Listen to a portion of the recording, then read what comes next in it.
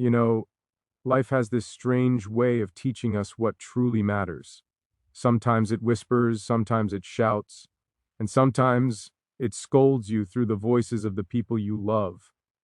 I remember standing there listening to my family telling me that I was losing myself because of you, because I cared too much, because I loved too deeply, because I kept choosing you even when it didn't make sense to them. And in that moment, I realized something powerful. Love isn't always understood, it isn't always accepted. But when your heart decides to fight for someone, the world will try to challenge that fight. And that's why I'm here today, to tell you that being scolded, misunderstood, or judged for loving someone doesn't make you weak, it makes you human. It makes you brave because sometimes the greatest battles we face are not against the world, but against the doubts of those closest to us. You know, when you care about someone, really care about them, life begins to rearrange its shape around that feeling. It's never loud at first. It starts as something small, almost like a quiet warmth you carry inside your chest. And then one day you realize that this warmth has become a part of you, something you can't put down, something you don't want to let go of. And that's when the world begins to notice. That's when people around you start to see how deeply you're pulled towards someone. Sometimes they smile and support you, but sometimes they scold you. They shake their heads, raise their voices, question your choices, question your heart. And when it's your own family telling you that you've gone too far for someone, it hits differently. It stings in a way you don't expect. And suddenly, the warmth in your chest gets tested by the very people you thought would always understand. I've been there, standing in the middle of a room where every voice but mine felt louder, where every word thrown at me came packaged with worry, frustration, fear, disappointment. They told me I was losing myself, that I was giving too much, that I was choosing someone who wasn't choosing me back the same way. They told me I was forgetting what mattered, forgetting them, forgetting who I was before love found me. And all I could think was, maybe they're right. Maybe I am giving too much. Maybe the way I love is strange to them. Maybe the depth I feel is uncomfortable for people who've never had to swim in waters like these. But even with all those doubts forming like storms inside my mind, there was another feeling too. Something steady, something gentle, something unshaken. It was the feeling of you.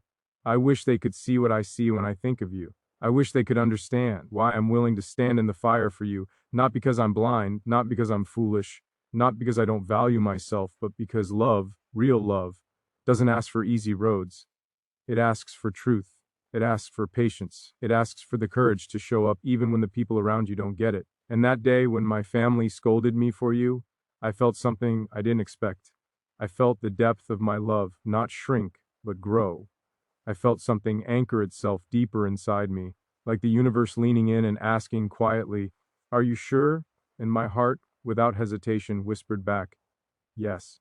But loving someone in a world full of noise is not simple.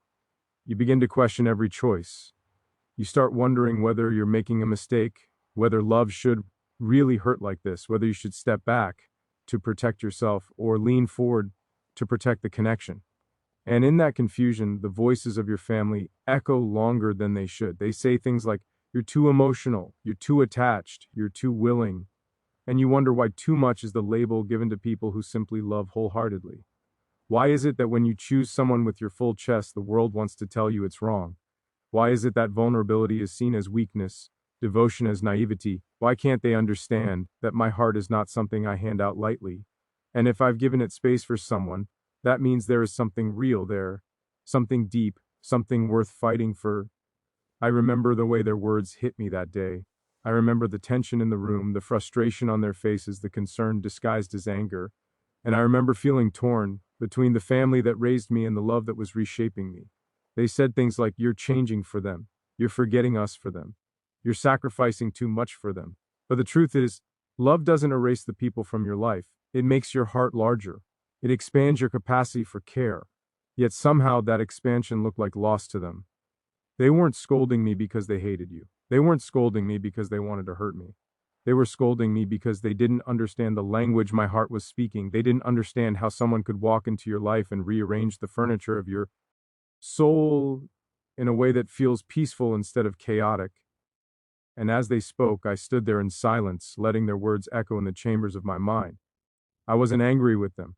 I wasn't defensive. I wasn't even sad. I was reflective. Because in that moment, I understood something important. Sometimes the people who love you the most will be the ones who misunderstand your heart the deepest. They'll judge your choices because they can't feel what you feel. They'll question your path because it isn't the path they would walk. And that's all right. Love doesn't require everyone's approval. Love doesn't ask for perfect circumstances. Love grows in the middle of misunderstandings, in the middle of conflict, in the middle of doubt, because the heart doesn't wait for clarity before it chooses someone. It chooses first. It understands later. And while their voices filled the room, your voice filled my memory. Every moment with you played in the back of my mind like a quiet reminder of why I cared so deeply. The way you smiled when you thought no one was watching. The softness you carried when you let your guard down. The vulnerability you showed in moments you didn't know were important. The way you made me feel like being myself was enough. These things aren't visible to those who only know the surface of our story. They don't see the nights we stayed up talking about life. They don't see the way my world slows down when you look at me. They don't see the subtle shifts in my heart when you say my name. They don't see the quiet miracles that happen when two hearts understand each other without the need for explanations. Love is a strange kind of courage. It asks you to stand in plaque as where judgment is cast. It asks you to endure the misunderstandings of people who only see fragments of the truth. It asks you to hold on to something fragile while the world tries to convince you to let go. And when my family scolded me for you, I realized that courage isn't loud. It doesn't roar. It doesn't fight back with raised voices. Courage stands quietly. It listens. It breathes. It understands that love is not something you defend by arguing, but something you protect by staying true to yourself.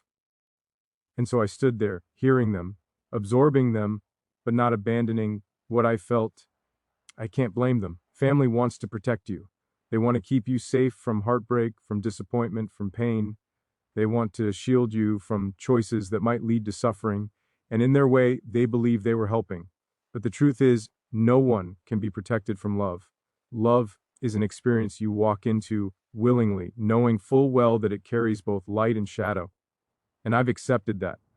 I've accepted that loving you might come with challenges.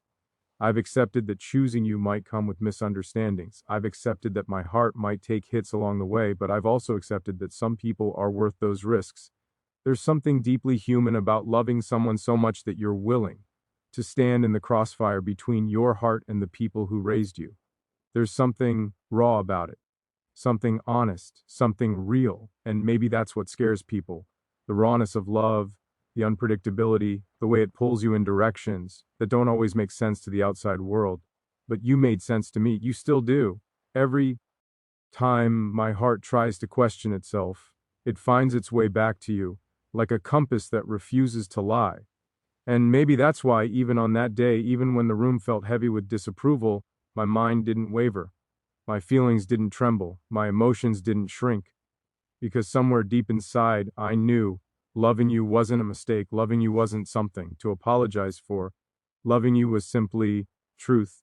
I wish I could explain to my family what you mean to me, not with dramatic speeches or perfect words, but with the quiet sincerity that fills my heart whenever I think about you.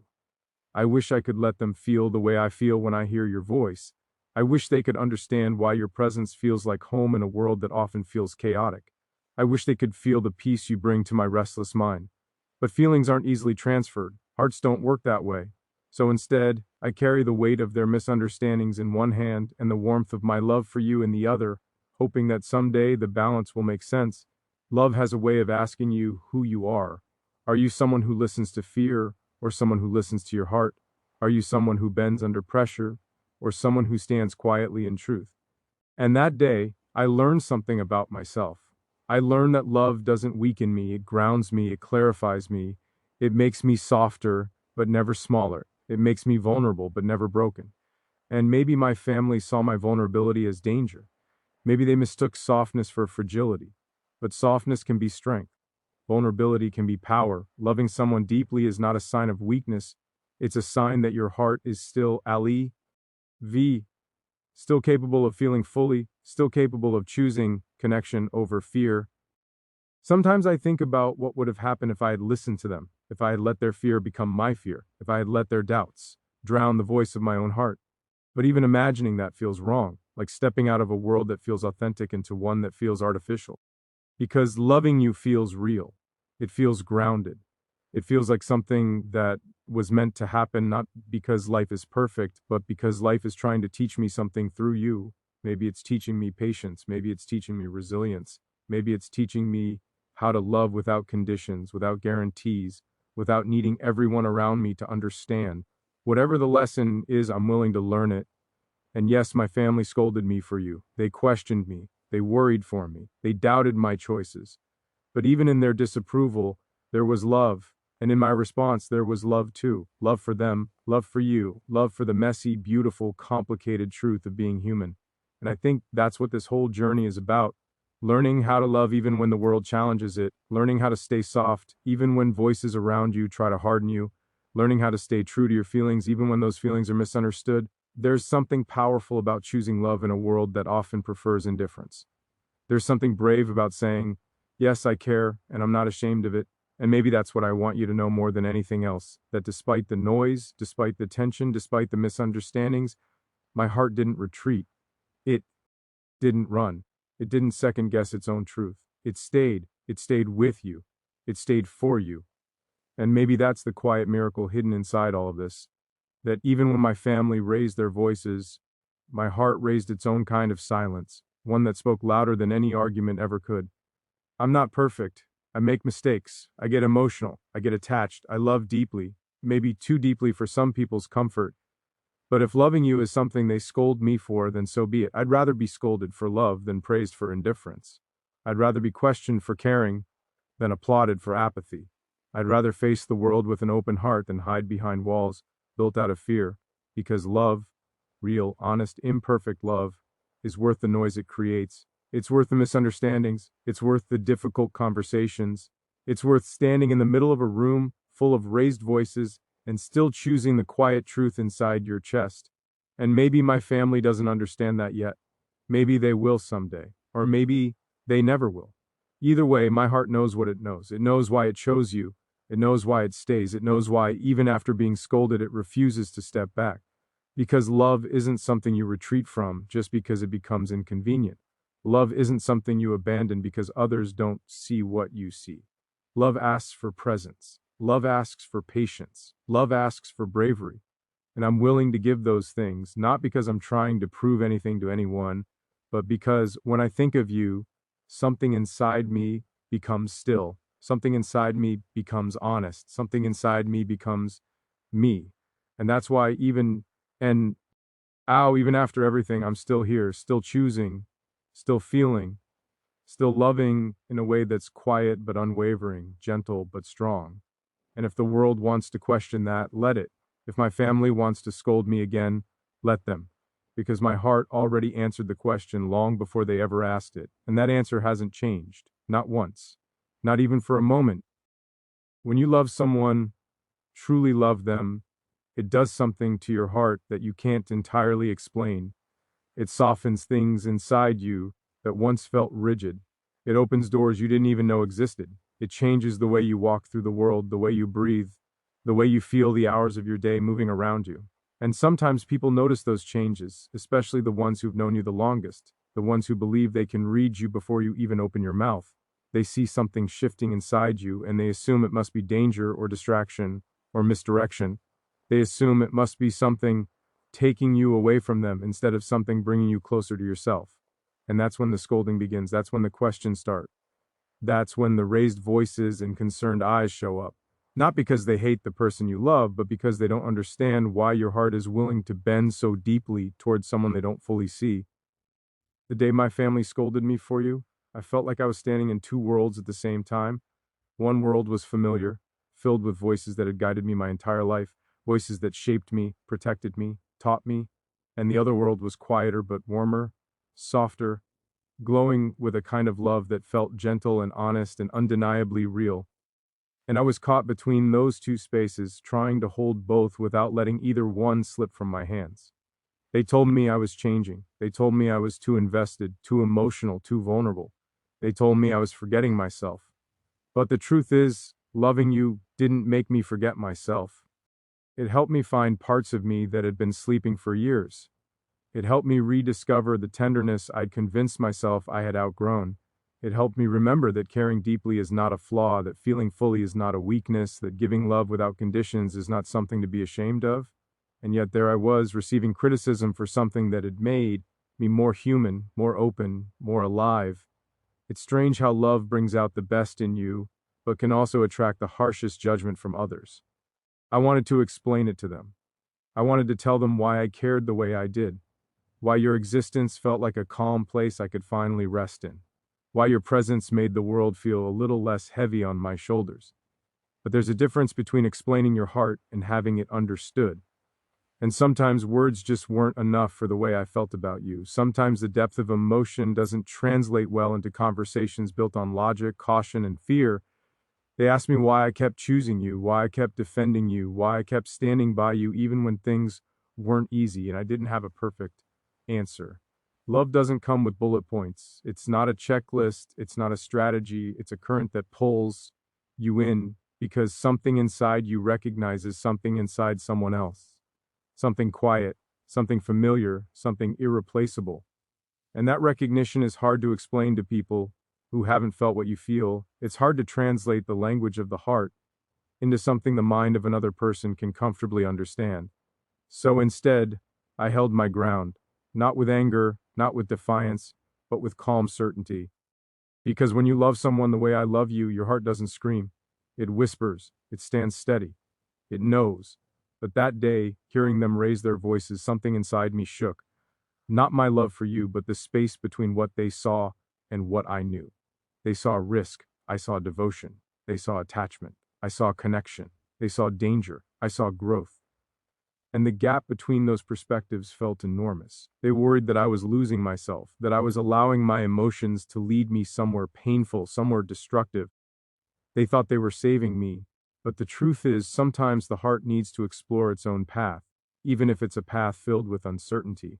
Sometimes love needs room to breathe, room to expand, room to find its own identity without being crushed by the expectations of the world. They told me I was being too loyal, too patient, too forgiving. They said my love was too soft, too trusting, too open. But what they didn't understand is that softness is not fragility, that trust is not blindness, that patience is not surrender. These qualities are choices, intentional choices. They come from strength, not weakness. And loving you was not something that drained me. It was something that made me feel alive, something that taught me more about myself than any lesson life had given me before, something that helped me rediscover the parts of me that I had pushed aside because I thought the world didn't have space for them anymore. I wanted to tell them about the small things, the way your smile shifts when you're trying not to laugh, the way your voice softens when you're speaking from a vulnerable place, the way your presence fills the room not with noise but with warmth, the way you listen, the way you understand, the way you feel. These are things they can't see because they haven't stood close enough to witness them. They haven't been there in the quiet moments where you reveal your most honest self. They haven't seen the depth behind your gestures or the sincerity behind your words. They only know the version of you that fits into their limited understanding. And they judge based on fragments, not the whole. I remember feeling something heavy in my chest as they spoke, not because their words wounded my belief in you, but because I wished, more than anything, that they could experience the world the way I do when I think of you. I wish they could feel the warmth that rises in my heart when your name crosses my mind. I wish they could understand that love is not something you measure in safety, but something you measure in sincerity. And my sincerity toward you has always been clear, unwavering, quiet, but strong. Sometimes love makes you stand in front of people you care about and say, I hear you, but I know myself too. And that can be one of the hardest things to do, because going against strangers is easy, but going against the expectations of your own family, those who raised you, shaped you, guided you, that's a different kind of courage. That day, I realized that loving you was not just about my heart's connection to yours, it was also about my willingness to stand in my own truth, even when surrounded by doubt, criticism, or fear. And something about that realization changed me in ways I didn't expect. The scolding didn't make me pull away from you. It made me understand the depth of my own feelings with even greater clarity. It made me realize that what I feel isn't impulsive or fragile. It isn't a phase or a confusion. It's steady. It's anchored. It's rooted somewhere deep inside me, where outside voices cannot reach unless I let them. And I didn't let them. Because the love I feel for you isn't something built on illusions or fantasies. It's built on honesty, on connection, on understanding, on the quiet way you make my heart feel at home. And that truth stayed with me even as their words tried to unsettle it. And maybe that's what love does. It puts your soul in situations where you have to choose between fear and honesty, between protecting yourself and allowing yourself to be fully seen, between staying silent and speaking your feelings even when your voice shakes. And in all of that, loving you taught me more about who I am than any scolding ever could. Their voices made noise, but your love made clarity. Their doubts formed storms, but your presence formed calm. Their warnings echoed loudly, but your name echoed softly in a way that steadied me from the inside out. I began to understand that love is not something you justify to the world.